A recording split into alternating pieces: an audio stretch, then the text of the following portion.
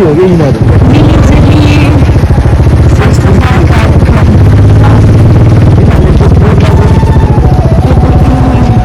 अघि गाडीहरू बोकेर पनि भिडियो दिनुभएको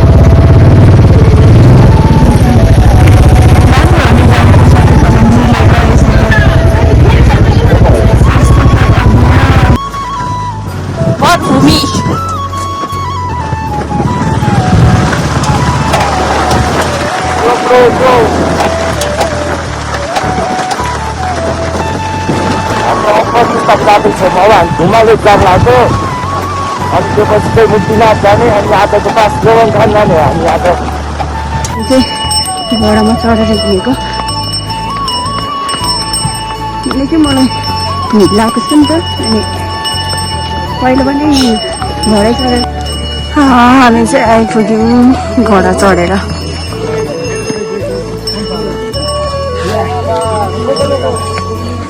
छैन सबैजनाले यता दर्शन गर्नु होला हेर्ने यहाँ पनि कस्तो राम्रो छ पहिला हामी आउँदाखेरि चाहिँ यस्तो चाहिँ थिएन है अहिले चाहिँ एकदमै डेभलप भएको छ एकदमै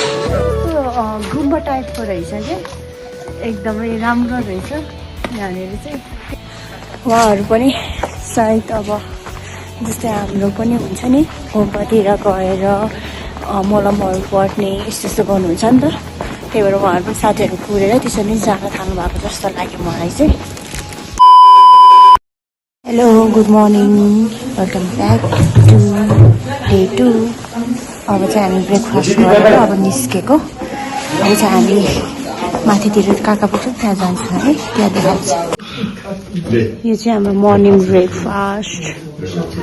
यो खाएर चाहिँ हामी लाग्छौँ मुक्तिनाथतर्फ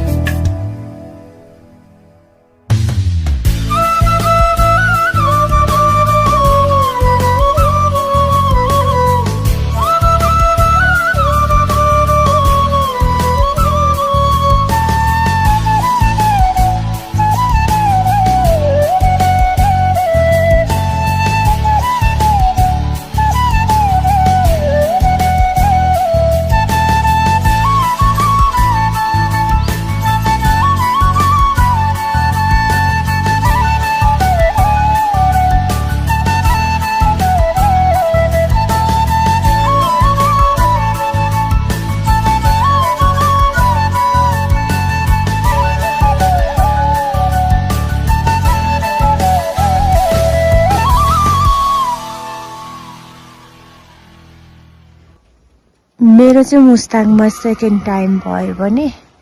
यो भ्यूले गरेर मलाई लाखौँचोटि आए पनि मलाई पुग्दैन जस्तो लाग्छ कि यो भ्यूहरू चाहिँ मलाई चाहिँ एकदमै मनपर्छ यो हिमालहरू यो हरियो वन जङ्गलमा गएर एकदम फ्रेस हुनु चाहिँ मलाई एकदमै मनपर्छ नि त्यही भएर जतिचोटि आए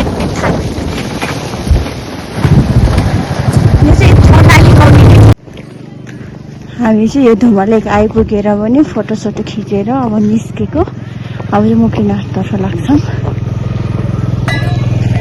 एकदमै राम्रो एकदम पिसफुल छ हामी चाहिँ भ्यू हेर्दै अब काठमाडौँ पुग्न थाल्यो र मलाई एउटा कुरा भन्नु मन लाग्यो कि 12 एक्ज्याक्टतिर जब हामी क्रुजमा आएको थियौँ त्यतिखेर चाहिँ काठमाडौँ चाहिँ एकदमै एकदमै हावा चल्छ कि अनि कस्तो हुन्थ्यो भने हामी त उड्दै जसरी नै हावा चलाएको थियो अब अहिले चाहिँ कस्तो हावा चल्छ चल्दैन रहेछ त्यहाँनिर गएर हेरौँ है त र बाटो चाहिँ मुक्तिनाथको भन्नु पर्दाखेरि चाहिँ कुनैमा चाहिँ अफ रोड छ कुनैमा चाहिँ पिचले बनाएको रहेछ अहिले चाहिँ पहिलाको हेर्दा अहिले त एकदमै राम्रो छ बाटो त एकदमै राम्रो पहिले त एकदमै अफ रोड नै थियो सबै मेरीदेखि नै अफ रोड थियो त्यतिखेर हामी बसमा आएको थियौँ बसमा हामी त्यतिखेर रुई आएको थियौँ क्या रमथान कागबेनीमा आइपुग्यौँ हामी तर त्यस्तो हावा चाहिँ चलेको छैन त्यति बेला चाहिँ हामी सानो दसैँ टाइममा आएको भएर चाहिँ हो कि भनेको चिसो चिसो सिजन हुन्छ नि अहिले हिउँदे सिजन अब त्यही भएर त्यतिखेर आएको भएर चाहिँ एकदमै चिसो हावा लागिरहेको थियो तर आज त छैन आज त काम पनि लागिरहेको छ गाडीहरू भइरहेको छ कन्फ्युजै भएन अहिले त्यहाँ तल चाहिँ जाने र मुक्तिनाथ जाने छुट्टै बाटो अर्को होइन रहेछ मुक्तिनाथ जाने चाहिँ बाटो दिएको रोड चाहिँ तलबाट जाँदो रहेछ माथिबाट बस्नुपर्दा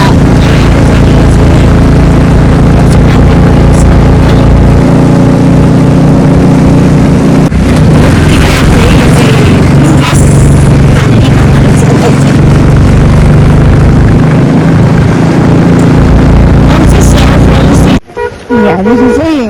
गाडी बाइकहरू चाहिँ माथि लान दिँदैन अरे बेलुका 5 बजीपछि भने है 5 बजीभित्रमा चाहिँ जान दिन्छ अरे अब चाहिँ हामी हिँडेर जानु लाग्यो अब चाहिँ हामी हिँडेर मुक्तिनाथतर्फ लाग्दिन्छौँ यो चाहिँ मुक्तिनाथ जाने ठाउँको बजार हो पहिला त हामी घोडामा चढेर गएको थियौँ पर पर्सन 300मा अहिले त मैले घोडै देखेको छैन मान्छे त हुँदैन अझ बिहान धेरै थियो होला माथि गएर भेट्छ अब चाहिँ घोडामा चढेर हिँडेको किनकि मलाई हिँड लगाएको छु नि त अनि पहिला पनि घोडै चढेर गएको यो पनि घोडै चढेर पनि मन छ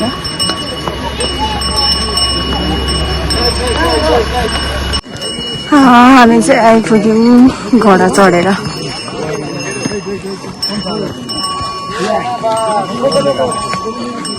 अब चाहिँ यहाँदेखि अलिकति हिँड्नुपर्छ हामी चाहिँ मुक्तिनाथ मन्दिर पनि आइपुग्यौँ कस्तो प्याक छ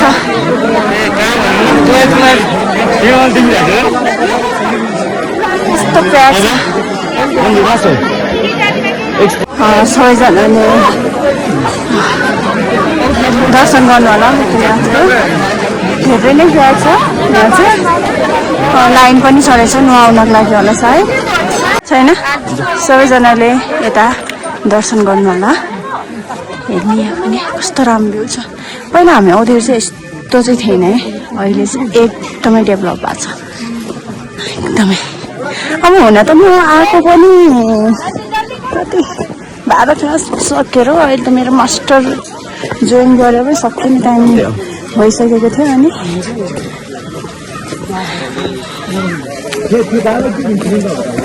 अघि जाँदा चाहिँ हामी के अरे घोडामा आएको थियौँ अहिले चाहिँ पहिला यात्री फर्केर हामी चाहिँ हिँडेर मुक्तिनाथबाट चाहिँ दर्शन गरेर आफूले सक्ने सहयोग एउटा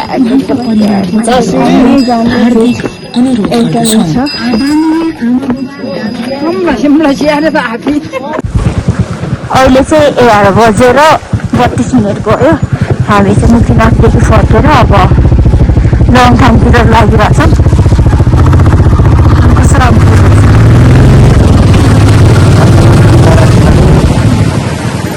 अब बिच बिचमा अलिअलि भ्यू मात्र खिच्छौँ किनकि भोक लाग्यो छ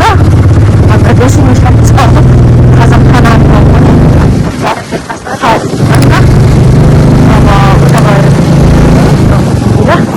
बिच बिचमा चाहिँ म अलिअलि पनि देख्छु होला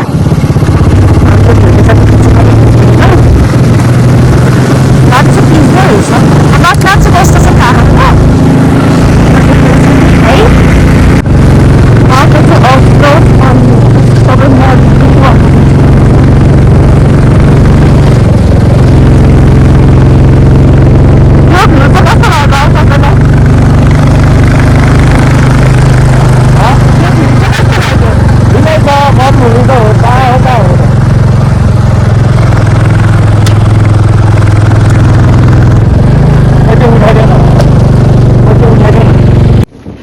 हामी चाहिँ अहिले यो कर्मा इन होटेलमा खाना खानको लागि रोकेको यो चाहिँ समर भन्ने ठाउँमा रहेछ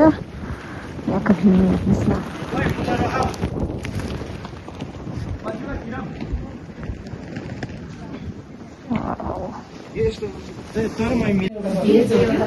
हाम्रो चाहिँ खाना पनि आइपुग्यो अरू खाना खाएर बिस्तारै हिँड्छु चिकन खाना यो यति बेला चाहिँ हामी चाहिँ खाना खाएर एकछिन रेस्ट गरेको अब एकछिन बसेर अनि यहाँदेखि फेरि लाग्छौँ हामी त्यहाँदेखि हामीलाई लौनथाङ चाहिँ कम्तीमा पनि 3 घन्टा जति चाहिँ लाग्ने रहेछ अब बिचमा देखाउँछु अनि त्यसपछि सिधै लौनथाङमा गएर देखाउँछ है त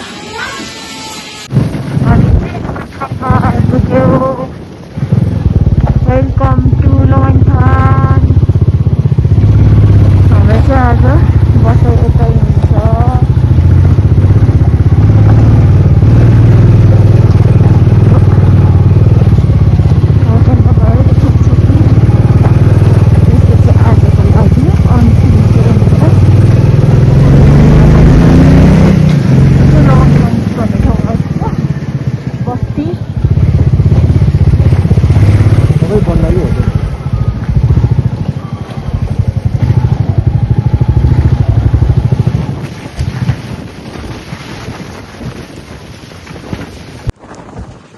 हामी चाहिँ होटल मण्डलामा बस्छौँ आज चाहिँ यस्तो छ एकदमै चिसो हावा लागिरहेछ हेर्नुहोस् न कस्तो राम्रो छ आकाशहरू यो चाहिँ हामी बसेको होटल हो एकदमै राम्रो छ यहाँ चाहिँ अब हामी चाहिँ यसो बाहिरतिर घुम्न जान लाग्यो यतातिर पनि गुम्बाहरू छ अरे त्यही भएर घुम्न निस्केको हामी चाहिँ चिसो छ नि त त्यही भएर म चाहिँ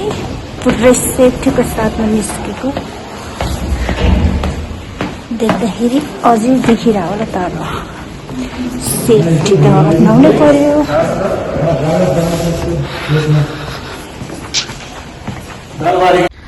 कस्तो राम्रो भ्यू देखेको कि अब चाहिँ हामी दरबारतिर जान्छौँ होला आकाश पनि हेर्नु न कस्तो राम्रो देखेको यो चाहिँ लौनथाङ हो भोलि चाहिँ हामी कोराला बोर्डर जान्छौँ त्यसपछि चाहिँ हामी फर्केर तातो पानी बस्छौँ होला अब यताको अलिअलि भ्यूहरू देखाउँछु पानी जान्छ त्यसपछि चाहिँ इन्डिङ चाहिँ हामी फेरि होटेलमा डिनर खाइसकेपछि चाहिँ इन गर्छु होला म किनकि भर्खर दादाले भन्नुभएको कि बाइकमा हिँड्दाखेरि भ्यू देखाएको चाहिँ धेरै नै म बोलेको साउन्ड चाहिँ आएन रे के माइक लिएर आउँछु भनेको तर माइक चाहिँ त्यो टाइप सी वाला नभएर अर्कै त्यो आइफोनको वाला हुन्छ नि त्यस्तै मात्र थियो त्यही भएर माइकले काम नगरेर कस्तो गुम्बा टाइपको रहेछ क्या एकदमै राम्रो रहेछ यहाँनिर चाहिँ त्यो भन्छ नि के भन्छ यस्तो घुमाउनेलाई के मण्डला टाइपको के त्यस्तो घुमाउनेहरू रहेछ यहाँ चाहिँ एकदमै राम्रो छ अगाडिको भ्यू पनि म देखाउँछु है अहिले हामी चाहिँ अहिले यो घ्यागु भन्ने गुम्बामा आइपुग्यो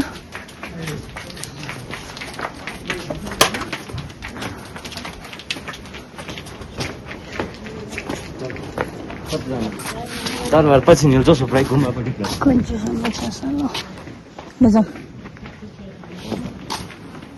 जम्पा गोन्पामा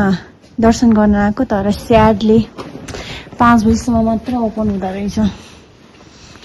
अब बाह्र दर्शन गरेर हामी निस्केको अब उहाँहरू पनि सायद अब जस्तै हाम्रो पनि हुन्छ नि गुम्बातिर गएर